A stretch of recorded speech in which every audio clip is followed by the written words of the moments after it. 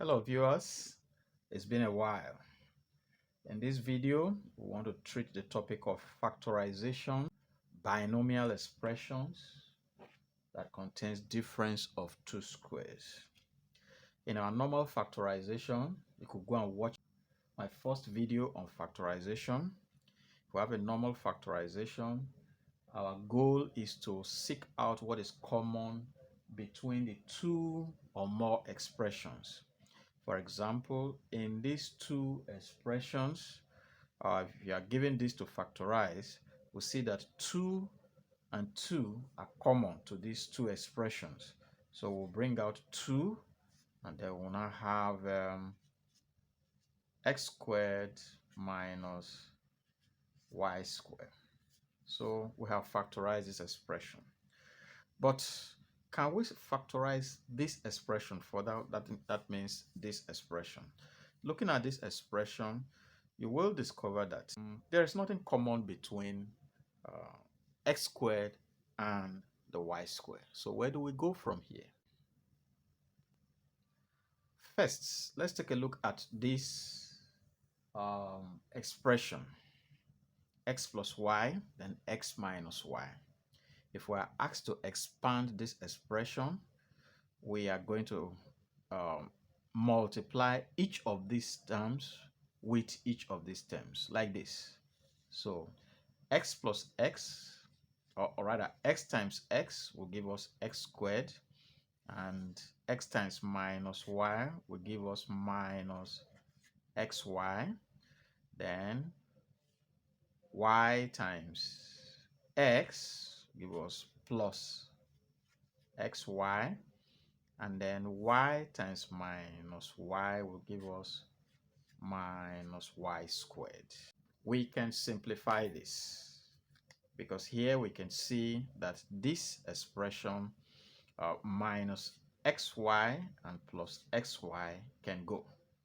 So what we're having left here is just x squared minus y squared. So now let's do this in reverse. We have seen that x plus y, x minus y gave us x squared minus y squared. So if you are given an expression x squared minus y squared, all you need to do is you say x plus y, x minus y, which is this same expression. So anytime you see an expression that contains difference of two squares, this is a perfect square and this is a perfect square, all you need to do is you break down the perfect square, each of the perfect squares, by taking the square root of each of them. For example, square root of x squared will give you x, while square root of y squared will give you y. Let me put it this way: square root of x squared will give you x, square root of y squared will give you y. So those two terms you get when you take the square root of both of them, you bring them out and put them in two brackets. That becomes x plus y, x minus y. It doesn't matter in which form the perfect squares come. It could be a squared minus b squared. If it is a squared minus b squared, you have a plus b, a minus b, provided you are able to recognize that this is a perfect square, this is a perfect square, and there is a minus sign in between. So let's see if this makes sense in the real world. If we have 4 minus 9, we all know that the answer to that is minus 5. But can we apply that our formula to work this and get the same answer? So we are told that anytime you are given the difference of two squared and you are asked to factorize, you will get the square root of each of the terms. So square root of 4 equals 2. and square root of 9 equals 3. So for this expression, 4 minus 9, we said put it in two brackets. It will now be 2 minus 3 and then 2 plus 3. Doesn't matter. It can be 2 plus 3, 2 minus 3, or 2 minus 3, 2 plus 3. So when you work that out, what you get? 2 minus 3 is minus 1. And then 2 plus 3 is 5. And what is minus 1 times 5? That's minus 5, which gives you the same answer that you have here. So in real life, it works.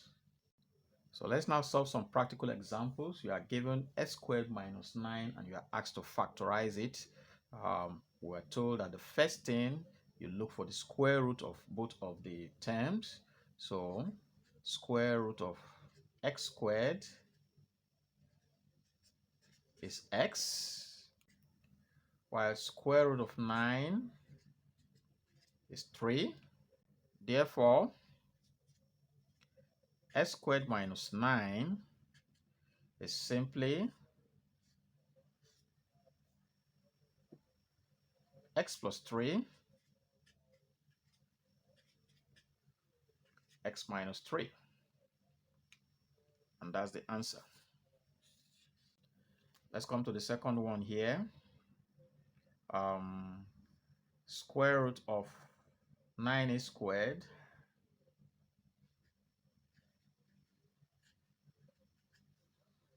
so square root of 9 is 3 and square root of a squared is a, while square root of 36b squared is what?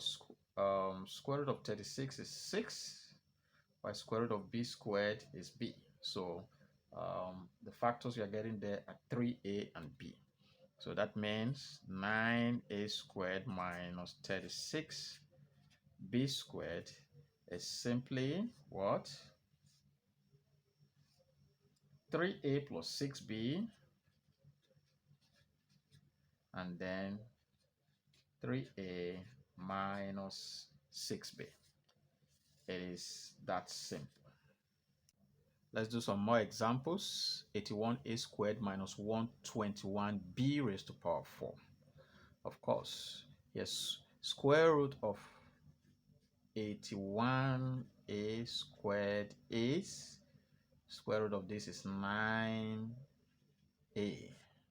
while square root of 121b raised to power 4 is what?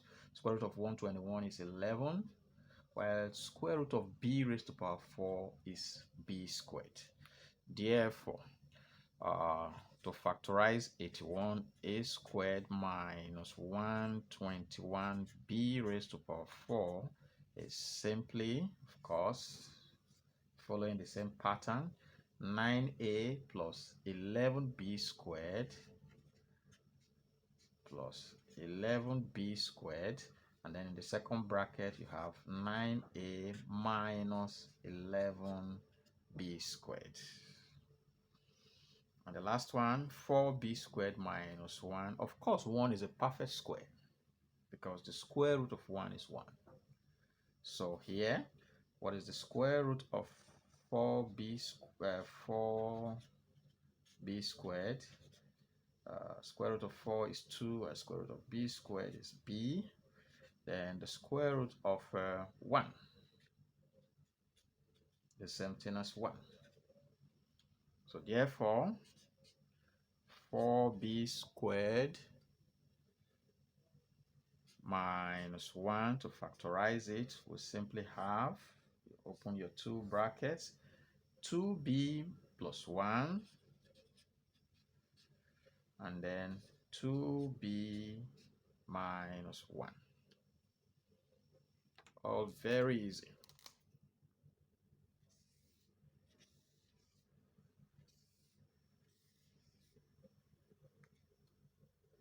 So guys, this is how to factorize perfect square.